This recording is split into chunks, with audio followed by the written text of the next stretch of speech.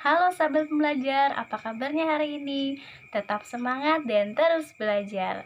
Di video kali ini, saya akan menjawab beberapa pertanyaan dari job description.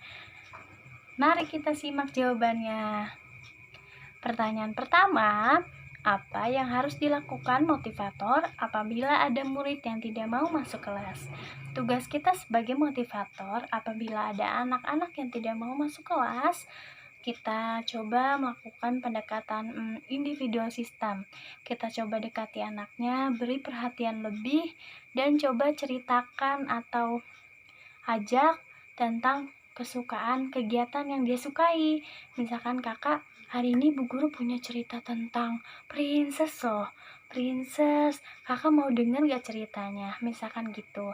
Atau kakak, hari ini bu guru mau cerita tentang bebek, kisahnya bebek, kakak mau denger gak ceritanya tentang bebek. Nah, biasanya seorang motivator harus mampu melakukan pendekatan, mengajak anak untuk mau bermain di bimba bersama-sama dengan cara memberikan perhatian lebih dengan sabar, dan juga mengajak kepada kegiatan yang anaknya sukai. Untuk pertanyaan kedua, biasanya ketika anak-anak menangis, biasanya dia merasa tidak nyaman ya kan di dalam kelas.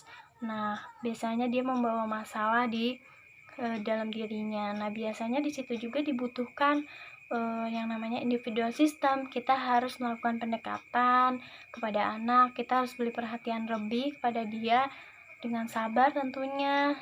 Kita ajak terus berbicara, kita tanya dan kita beri stimulus, kita beri perhatian. Misalkan kita tanya, kakak kan anak rajin, kakak kan sudah besar, bukan bayi lagi, kakak kenapa nangis, apa masalahnya, coba cerita yuk sama bu guru, misalkan seperti itu. Coba kita beri perhatian dia, biar dia mau mengungkapkan apa yang dia alami. Nah, biasanya ketika dia mengungkapkan, kita juga harus bisa mau menerima dan juga menanggapinya dengan positif. Lalu setelah itu, setelah anak sudah mau terbuka dengan kita, maka kita alihkan dengan kegiatan, kita ajak dengan kegiatan yang dia sukai. Seperti itu. Pertanyaan ketiga, apa yang harus dilakukan apabila ada murid yang mengganggu murid lain? Nah, biasanya untuk murid-murid yang suka mengganggu, biasanya dia ingin diberi perhatian lebih. Nah, ketika itu maka tugas kita sebagai motivator, kita harus bisa mengalihkan perhatian dia bagaimana supaya dia fokus dengan kita.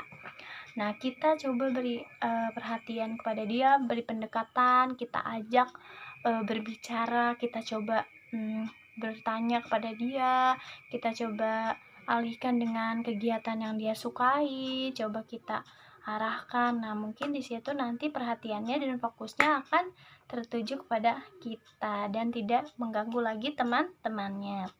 Nah, oke, terus pertanyaan selanjutnya, yang apa saja tugas yang dilakukan motivator secara periodik setiap minggunya? Nah, tentunya tugas kita sebagai motivator adalah selalu mengevaluasi diri dengan belajar dan juga dengan kegiatan BBB, belajar bersama Bimba ataupun belajar mandiri. Kemudian selalu mengecek atau selalu mengecek modul ya kan, modul-modul anak-anak ini sudah sampai tahap apa ya kan masing-masing anak. Lalu dengan mengecek tahapan masing-masing anak, kakak ini misalkan kakak Alia sudah sampai mana, kakak Hambali sudah sampai tahapan apa gitu, kita harus selalu mengecek perkembangannya dan tahapannya sudah sampai mana. Kemudian apa saja tugas rutin yang harus selalu dilakukan oleh motivator setiap hari? Tentunya tugas kita adalah selalu mengevaluasi diri kita, selalu mau belajar tentang apa yang sudah terjadi di kelas hari ini, apakah afeksi anak terlihat ceria, semangatkah hari ini anak-anak, bagaimana perkembangan anak-anak gitu. Dan tak lupa belajar selalu dengan kegiatan belajar bersama Bimba juga, dan seperti itu. Kemudian Halo sahabat pembelajar, apa kabarnya hari ini? Tetap semangat dan terus belajar. Di video kali ini, saya akan menjawab beberapa pertanyaan dari job description. Mari kita simak jawabannya.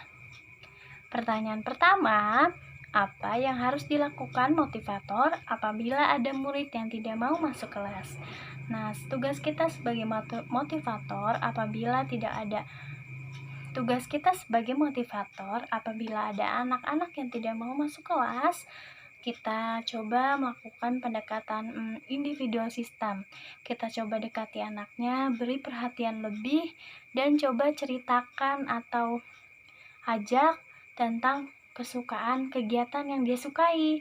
Misalkan kakak, hari ini bu guru punya cerita tentang princess loh. Princess, kakak mau denger gak ceritanya? Misalkan gitu.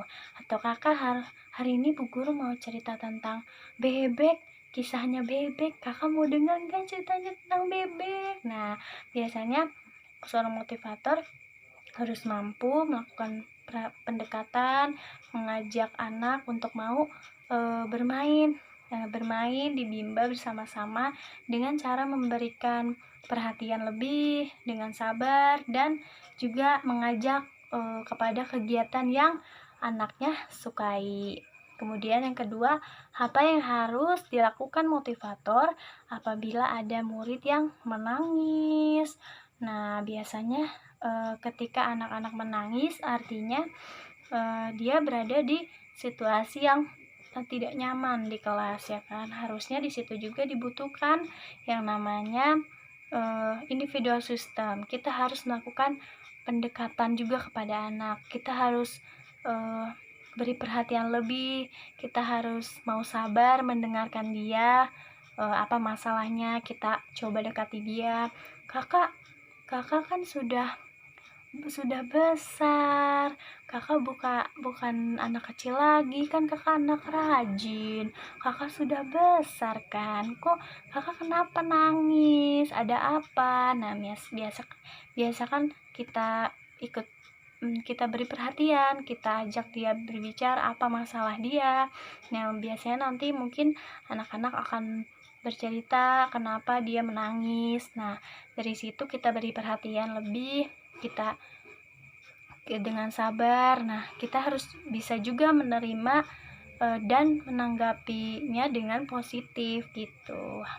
Kemudian lalu ketika kita sudah menanggapinya dengan positif, lalu kita alihkan, kita ajak dia untuk ayo ibu guru punya ini loh, hari ini kegiatan yang dia sukai misalkan. Nah, untuk pertanyaan kedua, biasanya ketika anak-anak menangis, biasanya dia merasa tidak nyaman ya kan di dalam kelas.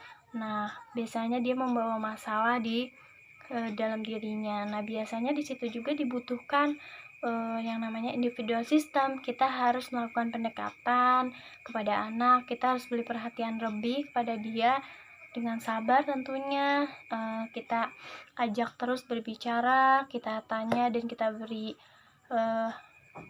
stimulus, kita beri perhatian. Misalkan kita tanya, kakak kan anak rajin, kakak kan sudah besar, bukan bayi lagi, kakak kenapa nangis, apa masalahnya, coba cerita yuk sama bu guru, misalkan seperti itu. Nah, coba kita beri perhatian dia, biar dia mau mengungkapkan apa yang dia alami. Nah, biasanya ketika dia mengungkapkan, kita juga harus bisa mau menerima dan juga menanggapinya dengan positif. Lalu setelah anak sudah mau terbuka dengan kita, maka kita alihkan dengan kegiatan, kita ajak dengan kegiatan yang dia sukai, seperti itu. Lalu yang ketiga, apa yang harus dilakukan apabila ada murid yang mengganggu murid lain? Nah, biasanya ada anak-anak yang pengen diperhatikan lebih sehingga dia malah mengganggu temannya yang lain di dalam kelas. Nah, biasanya kita harus alihkan perhatian dia. Biasanya kita dekati dia. Dia tandanya ingin diberi perhatian lebih ya. Kita dekati dia, kita alihkan, kita mulai ajak berbicara, kita mulai memberikan pertanyaan kepada dia, kita tanya tentang apa yang dia sukai. Kakak ayo, kakak kan sukanya bola, coba kita sebut yuk huruf bola apa aja. Nah, biasanya seperti itu, kita ajak untuk melakukan kegiatan-kegiatan yang dia sukai, dan kita beri perhatian yang kepada dia. Lalu kita arahkan dengan kegiatan yang dia sukai. Lalu yang keempat, apa yang harus dilakukan motivator? Oke, pertanyaan ketiga, apa yang harus dilakukan apabila ada murid yang mengganggu murid lain? Nah, biasanya untuk murid-murid yang suka mengganggu, biasanya dia ingin diberi perhatian lebih. Nah, ketika itu, maka tugas kita sebagai motivator, kita harus bisa mengalihkan perhatian dia bagaimana supaya dia fokus dengan kita. Nah, kita coba beri perhatian kepada dia, beri pendekatan, kita ajak berbicara, kita coba bertanya kepada dia, kita coba alihkan dengan kegiatan yang dia sukai, coba kita arahkan. Nah, mungkin di situ nanti perhatiannya dan fokusnya akan tertuju kepada kita dan tidak mengganggu lagi teman-temannya. Nah, oke, terus pertanyaan selanjutnya, yang apa saja tugas yang dilakukan motivator secara periodik setiap minggunya? Nah, tentunya tugas kita sebagai motivator adalah selalu mengevaluasi diri dengan belajar dan juga dengan kegiatan BBB, belajar bersama Bimba ataupun belajar mandiri. Kemudian selalu mengecek atau selalu mengecek modul, ya kan, modul-modul anak-anak ini sudah sampai tahap apa, ya kan, masing-masing anak. Lalu dengan mengecek tahapan masing-masing anak, kakak ini misalkan kakak Alia sudah sampai mana, kakak Hambali sudah sampai tahapan apa gitu, kita harus selalu mengecek perkembangannya dan tahapannya sudah sampai mana. Kemudian apa saja tugas rutin yang harus selalu dilakukan oleh motivator setiap hari? Tentunya tugas kita adalah selalu mengevaluasi diri kita, selalu mau belajar tentang apa yang sudah terjadi di kelas hari ini, apakah afeksi anak terlihat ceria, semangatkah hari ini anak-anak, bagaimana perkembangan anak-anak gitu. Dan tak lupa belajar selalu dengan kegiatan belajar bersama Bimba juga, dan seperti itu. Kemudian pertanyaan selanjutnya, bagaimana cara agar motivator mengetahui karakter dan kesukaan anak? Nah, dengan cara melakukan pendekatan terhadap orang tuanya dulu. Kita tanya apa kesukaan anaknya, bagaimana nih keanakannya di rumah, karakternya seperti apa. Nanti baru kemudian kalau kita sudah tahu nih kesukaan dia apa, lalu kita coba tanya, kita coba melakukan pendekatan juga kepada anak. Kita tanya, kakak sukanya misalkan princess ya? Oh gitu. Lalu kita ajak dia bercerita tentang kesukaannya, kita alihkan kegiatan-kegiatannya sehingga menyenangkan, sesuai dengan tahapan dan kesukaan anak. Kemudian amati dan pelajari anak murid Bimba A, I, U, E, O yang telah diobservasi, kemudian jelaskan mengenai nama, usia, karakter, kesukaan masing-masing. Alhamdulillah saya mendapatkan 2 kelas di jam 1 siang dan jam 2 siang dengan mentor yang sama, Ibu Nita. Nah, di sana di jam 1 siang saya mendapatkan murid Alvina dan Zikri. Nah, Alvina ini sosok anak yang girly banget, suka princess ya. Tapi sifatnya ini dia agak pendiam dan agak moody juga, tapi dia terlihat paling antusias dalam belajar, dia happy, terlihat mau mengikuti. Kalau misalkan bernyanyi juga dia menggerak-gerakkan badannya. Nah, dia senang sekali bermain baca-bacaan. Nah, dia adalah salah satu anak yang jarang mau ditemani oleh orang tuanya ketika belajar, jadi dia sangat mandiri sekali, Alvina ini. Nah, seperti itu. Kemudian Ada Zikri. Zikri ini sosok anak yang kemudian juga, dia tidak bisa terlalu fokus ya kan, dia kadang-kadang suka bermain baca-bacaan, ya udah itu aja. Kemudian kalau lagi pengen matematika ya kita belajar matematika, tapi dia terlihat mau juga mengikuti dan ikut berdialog juga dengan motivator. Dia itu kesukaannya Jikri itu adalah robot. Jikri suka sekali dengan robot.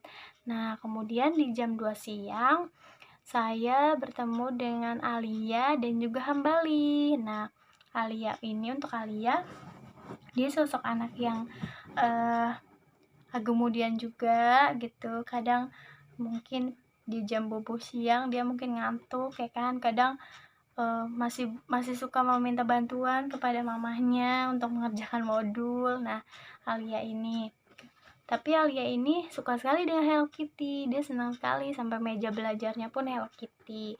Nah, dia senang sekali dengan Hello Kitty, tapi mungkin itu dia masih terlihat agak moody gitu, tapi beres gitu, dia mengerjakan modul dengan beres gitu, walaupun masih meminta bantuan dari mamahnya. Kemudian ada Hambali. Nah, Hambali ini anaknya juga kemudian sekali, dia fokusnya sangat kurang, tapi dia senang sekali kalau sudah berhitung, Hambali ini. Nah, Hambali ini sukanya mobil-mobilan dan layangan. Hambali ini anak yang kemudian dia fokusnya tidak bisa terlalu lama. Dia masih senang jalan-jalan kadang sambil makan permen kalau belajar gitu, minum es lah seperti itu. Tapi dia terlihat mau mengikuti kegiatan belajar, dia senang banget kalau nulis terus belajar matematika seperti itu.